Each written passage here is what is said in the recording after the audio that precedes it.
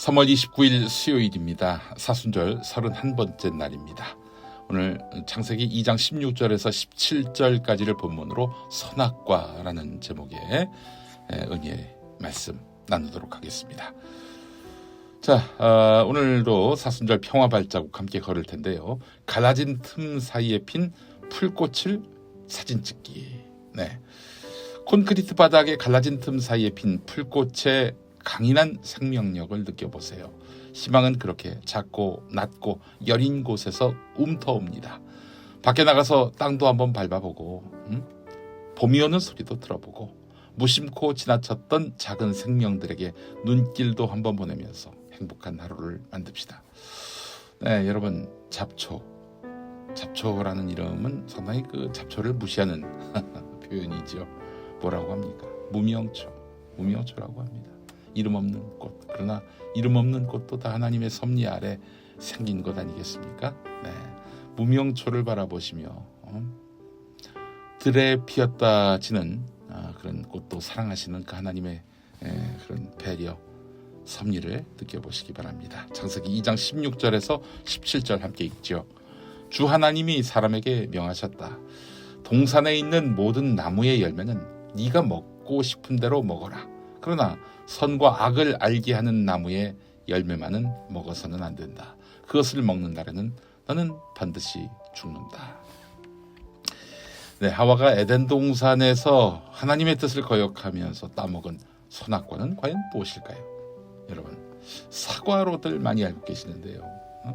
서기 400년 무렵에 불가타 성서, 그러니까 옛날 이제 그 신약 성경이 이제 그리스어로 돼 있잖아요. 근데 그 그리스어가 지금 쓰는 그리스어하고 많이 달랐다고 합니다.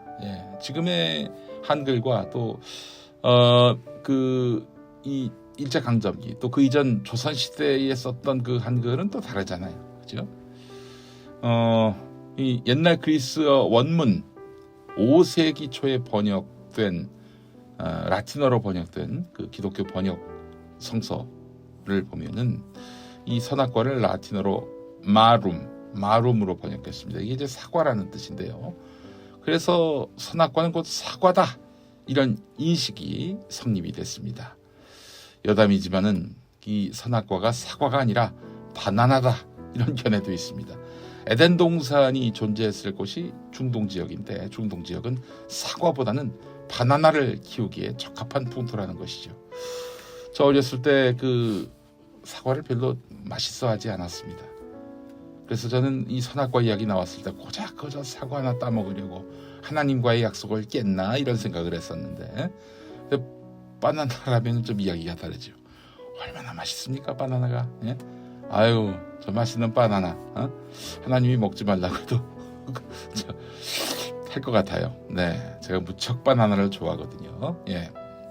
자, 선악과 사건으로 하나님은 인간을 당신의 에덴 동산에서 내쫓으셨습니다. 아담과 하와를 내쫓으셨어요. 여러분, 선악과는 무엇입니까? 선과 악을 알게 하는 나무라고 하는 것 아니겠습니까? 말씀과 삶의 해석도 그렇습니다. 모든 것을 선과 악, 좋음과 나쁨으로 갈라놓고 자신이 좋아하는 것을 가지려고 하는 탐욕의 본능이다, 이런 얘기입니다. 선과 악을 알게 하는 나무, 선악과가 그렇다는 겁니다. 따지고 보면 아무것도 아닌데 어느 순간 이게 대단히 가치 있는 걸로 평가가 달라져요. 이렇게 판단되면은 너도 나도 가지려고 하겠죠. 이 땅에 비유할 수도 있을 텐데 옛날에는 맹지였는데 어느 순간 개발 정보가 돌면서 이게 금싸라기 땅이 된 경우가 많잖아요. 그 땅이 팔자를 고치는 것이죠. 자, 여러분, 그런데 하나님의 세계에서는 귀하지 않은 것이 없다, 이런 이야기입니다. 하나님은 세상과 사람을 만드시고 선악으로, 좋고 나쁨으로 가르지 않으셨습니다. 낮과 밤을 만드셔요. 낮은 밝으니 좋고 밤은 어두우니 나쁘다고 하지 않으셨습니다. 낮은 낮대로 좋고 밤은 밤대로 좋다고 하셨습니다. 제가 태국에 가보니까 거기는 낮에 너무 더워서 사람들이 활동을 안 해요. 주로 밤에 출근하고 밤에 놀고 하여튼 활동을 해가 진 다음에 주로 한다고 하는군요. 그래서 태국에서는 밤이 낮이고 낮이 밤입니다. 하나님도 그리하십니다. 태양은 커서 좋고 달과 별들은 작아서 나쁘다 이렇게 말씀하지 않으십니다. 크면 큰 대로, 작으면 작은 대로 하나님 보시기에 좋은 창조 세계인 것입니다. 다 나름의 가치와 의미가 있는 거예요. 남녀를 왜 구분짓습니까? 어떻게 피부색으로 사람의 차이를 둘 수 있어요? 큰 영토가 큰 나라, 영토가 작은 나라. 이게 하나님 보시기에 가치가 있고 없고의 차이가 되겠습니까?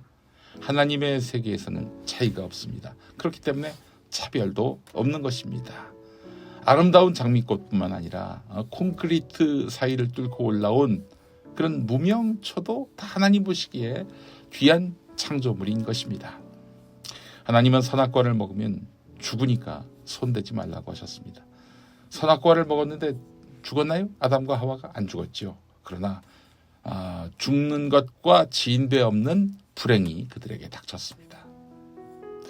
모든 것을 좋고 나쁨으로 갈라놓고 좋다는 것을 서로 선택하려고 하는 삶, 서로 가지려고 악의다툼을 벌이는 삶, 탐욕을 인정하는 삶이죠. 탐욕을 주님으로 모시는 삶이죠.